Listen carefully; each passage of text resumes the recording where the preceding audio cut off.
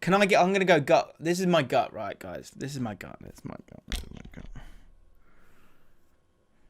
I have a bad feeling about this tournament. Right then, guys, I'm going to give you my Euro predictions in just a second. But before I do, I've got to tell you about the fantasy game I'm going to be playing during Euro 2020. It's actually a football fantasy game, by the way. It's Ultimate Fan. I'm partnering up with Ultimate Fan, which is fantasy football, but with a twist. I'm really excited to get involved in it. And actually, I'm going to show you my pack opening in just a second. Now, Ultimate Fan is a fantasy football contest, but it also involves opening packs. It's free to play, completely free to play, although if you do want a bit of an edge, there is a subscription model for a really small fee. I'll explain a bit more about that in a second. But Ultimate Fan as a game is opening packs. You get 10 players initially, and then you get additional packs along the way if you're playing for free.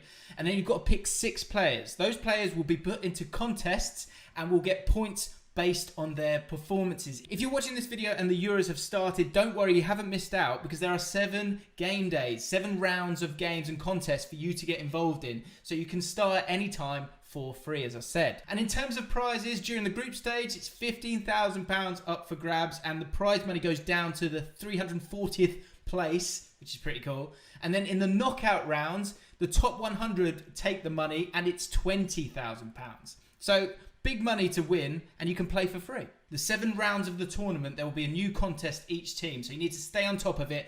I'm going to be staying on top of it, and I'll be putting forward my team in the videos over the next 7 weeks. So make sure you get involved. So I was telling you about the subscription model. You've got silver and you've got gold. For silver, you'll get 4 additional packs, and you'll be guaranteed 4 gold players. Now, the players get ranked, and so these are basically the key players that are going to allow you to get points and win prizes. If you want the gold subscription model, it's going to cost you $4.99 a month, again, which is less than a pint in the UK generally.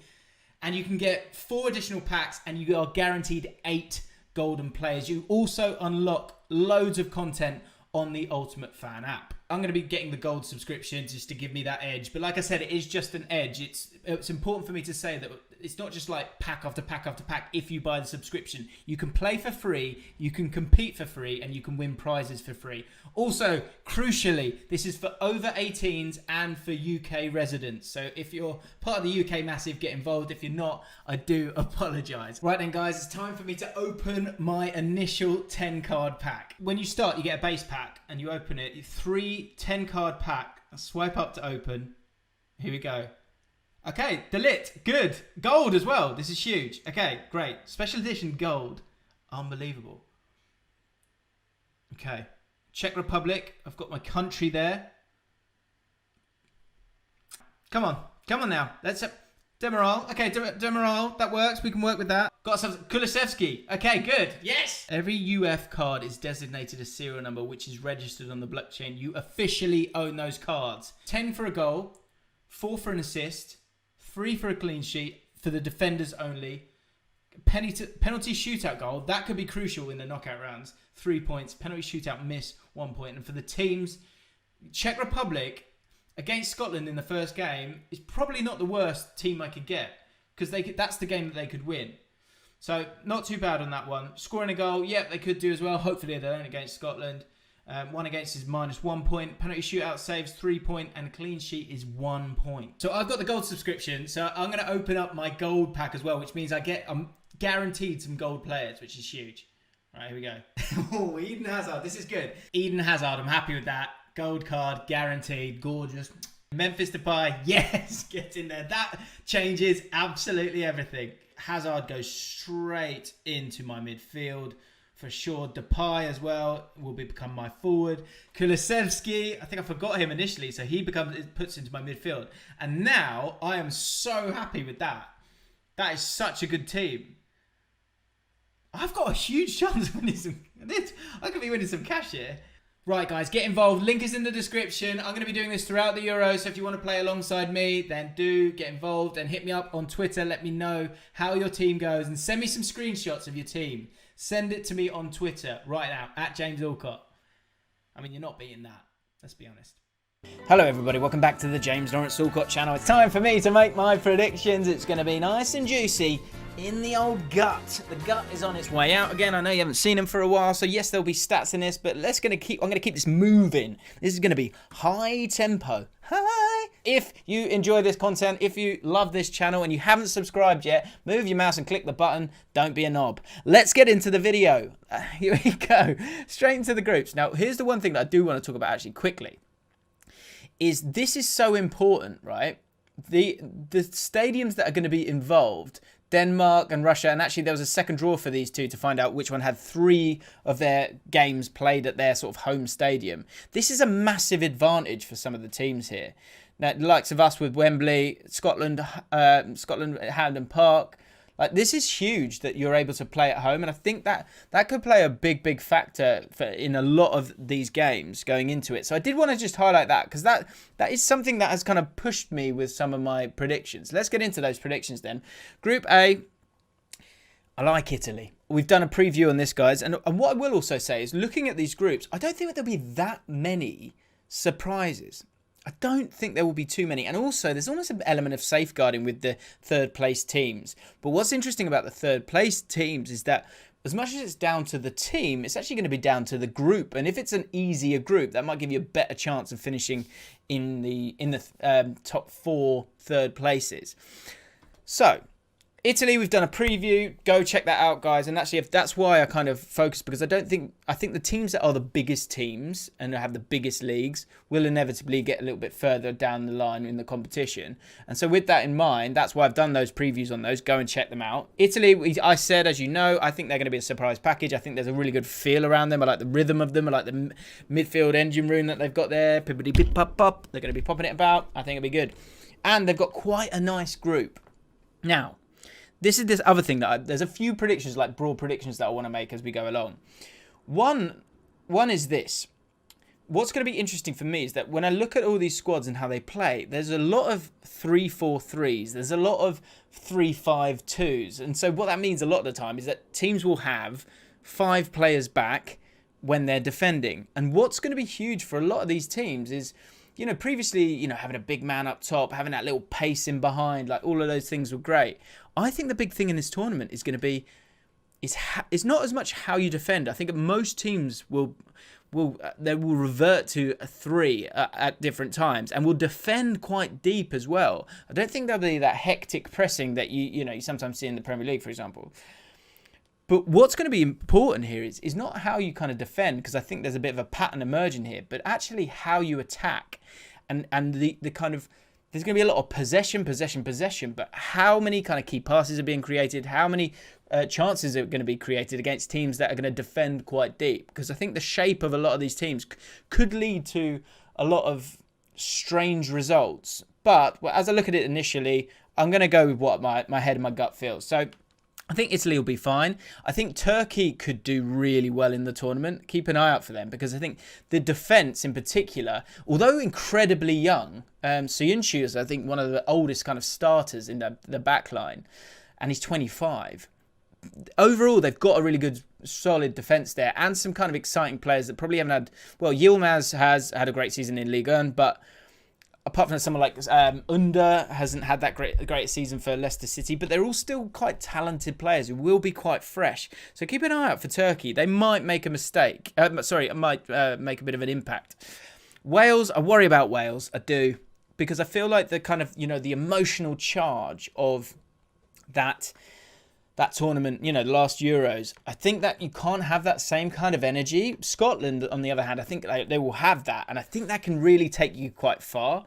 For Wales, I worry about them a little bit. They've probably got a better squad overall in terms of talent than they did back then, but I also think experience is an important thing in all of this as well.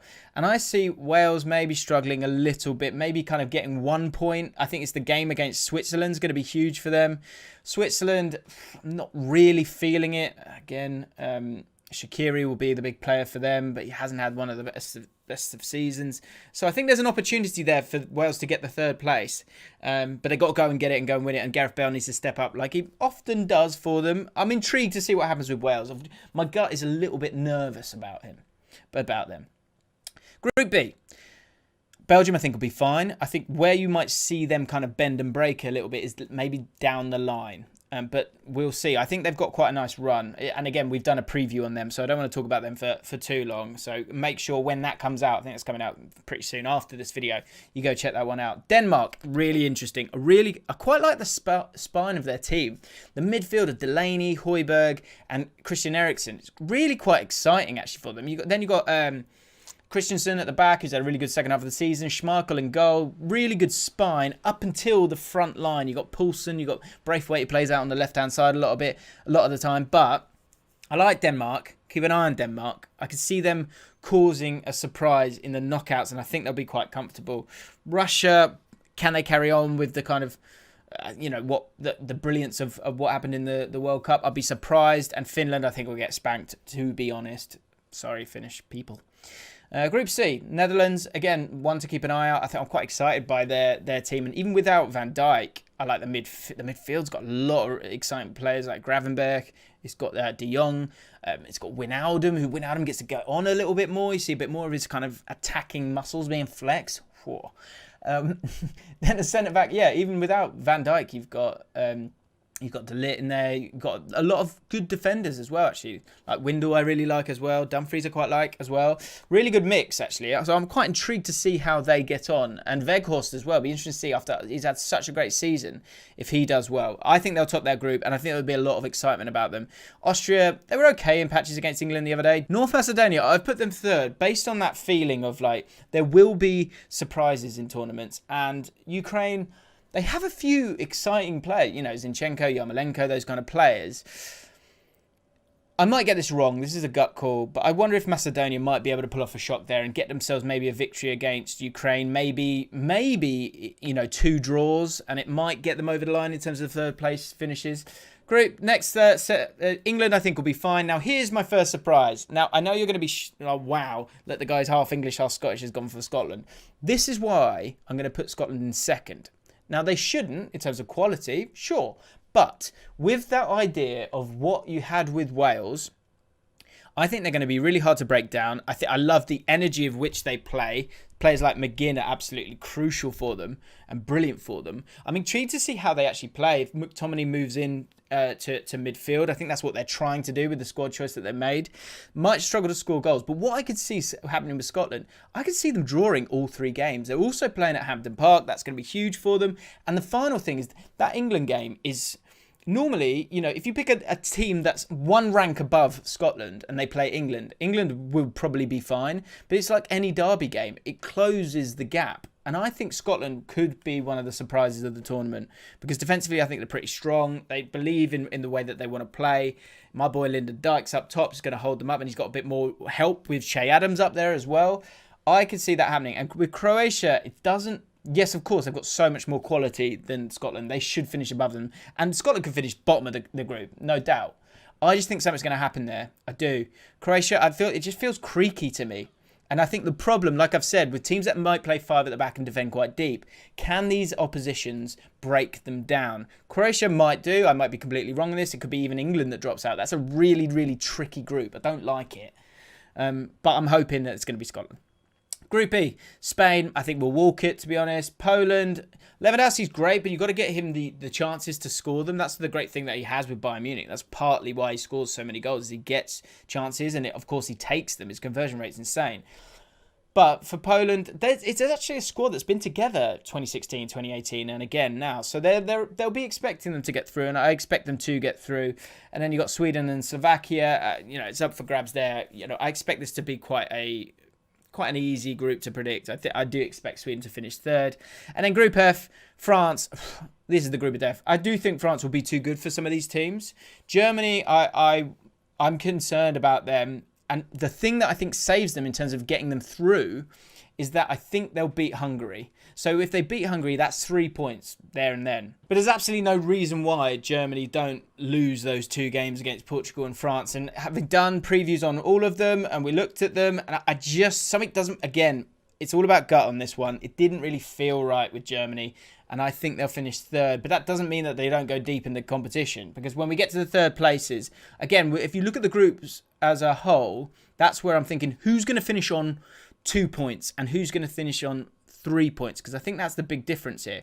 Wales, I think, will maybe get that win and could easily get a draw against Turkey as well, maybe. So it might be like 2 teams on 4, who knows. I think it's so up for grabs here. But in terms of those groups that I see, that I think Wales, I think Croatia will probably get enough points.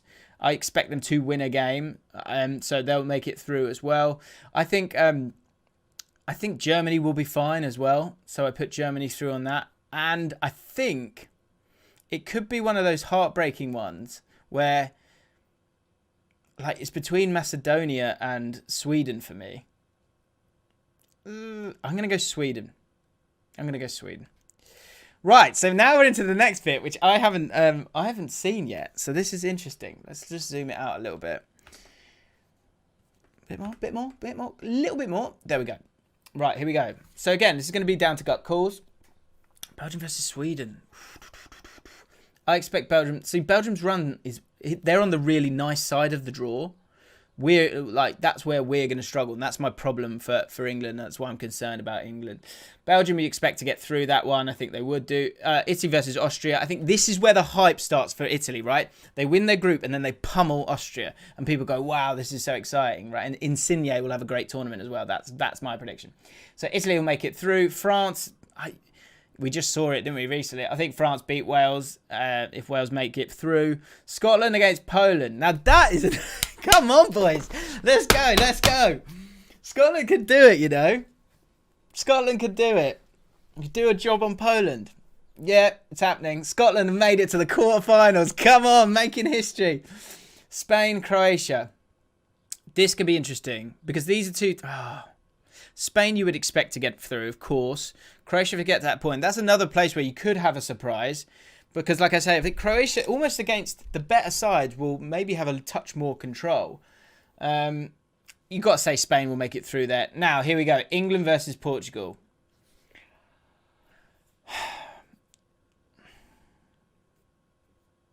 I'm going to go gut. This is my gut, right, guys? This is my gut. I have a bad feeling about this tournament. I have a bad feeling. I had a good feeling in the last one, and I feel like, for me, I feel like this squad feels young, and that side of the draw feels horrific. And I'm worried.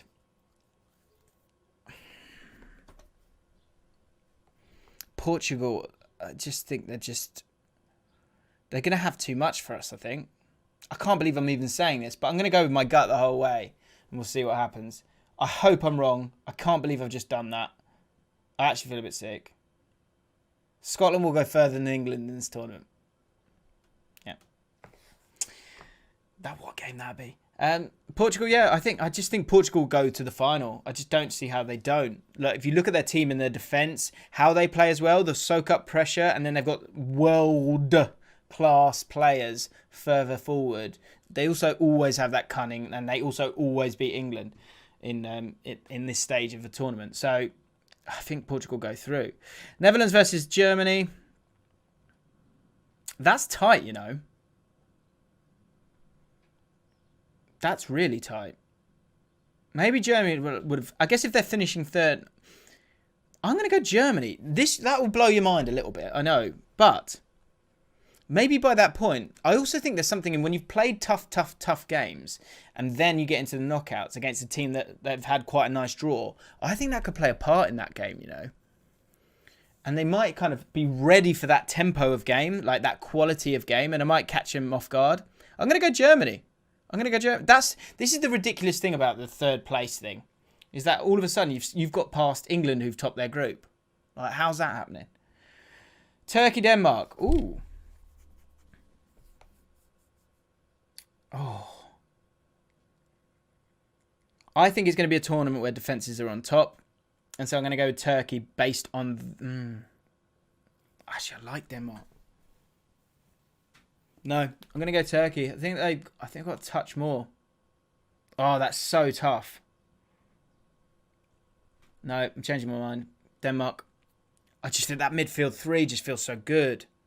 And Poulsen and Braithwaite, they haven't scored many goals for Denmark, but there could be enough there.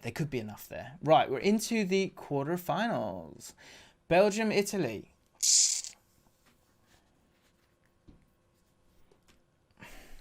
Belgium got so much quality.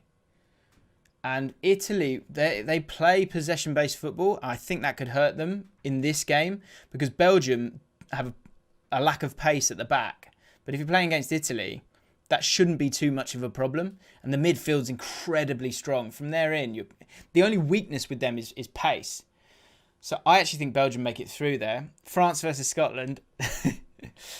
I mean, they'll be happy. We'll be happy with the quarterfinals. So France make it through. Spain, Portugal, fascinating game. I think Portugal go deep. I really do. Portugal, I think, will win that one. Yeah. They just look so good. They look so solid as well. I think they might catch them out. And then Germany, Denmark. A bit of a random one down the bottom there. So again, this is the madness. It's not the worst idea if you finish third. Ridiculous. Germany. I'm gonna go. Let's have some madness. Let's have some madness. Denmark. I'm gonna go Denmark. That might be wrong. I'm gonna go for we've got to have a little sprinkle of madness. Right, semi-finals. Belgium and France. Wow, wah, wee wah, wee wah, woo wah. I think we have a repeat. I think we've got ourselves a repeat of 2016. Redemption. Giant flies like in 2016. I think there could be something like that going on. I think that's what happens. I'm quite happy with this. Yeah, I think that's the thing with France over Belgium. When I talk about that creaky defence, that's where I think they get hurt because you've got that pace, the pace of Mbappe. Like Griezmann can, I know, works in different spaces, but you've got a lot of energy there. And I think France just looked pretty frightening. And France as well, I think, has got that bit between their teeth in terms of not winning the previous one and wanting to win this one. I think sometimes you have that in sort of cycles where maybe in the next tournament France don't have that same kind of hunger, but they still do at this moment in time. For Portugal, I think that what's mad is that the last time it felt like an anomaly because the squad wasn't that great. Whereas now, the spine of Patricio, Ruben Dias, Fernandes if he plays, Danilo might sit there as well, like William Carvalho, Ruben Neves, Ronaldo up top. That's an incredible final. But the quality of France, I just think is undeniable. I just think it's that comes down to like moments then. And so again, once you've got that point and you're firing, there's no reason why Ronaldo doesn't have his moment and it's his final. It's known as his final. I wouldn't be surprised by that.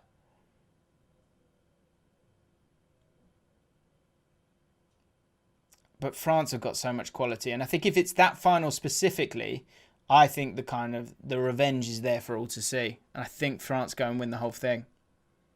So there you have it. There you have it, guys. I can't believe I just done that to England. But these are the gut calls. What's that? England are going to go out in the second round. Round of 16. Got to listen to your gut sometimes. So there you have it, guys. Hopefully I'm massively wrong about England. Scotland would be tasty, wouldn't it? That'd be decent. Right, guys, let me know what you think in the comments below. Where have I got it wrong? Where have I got it right? Tell me I've got it wrong with England. If you enjoyed the video, smash the like button. It'd be great to get 4,000 likes on this. That would be glorious. Who's going to be the dark horse as well? Who have I not spoken about enough in the previews and everything else? Let me know down below. Let's have a conversation. Thanks for watching, guys. See you soon.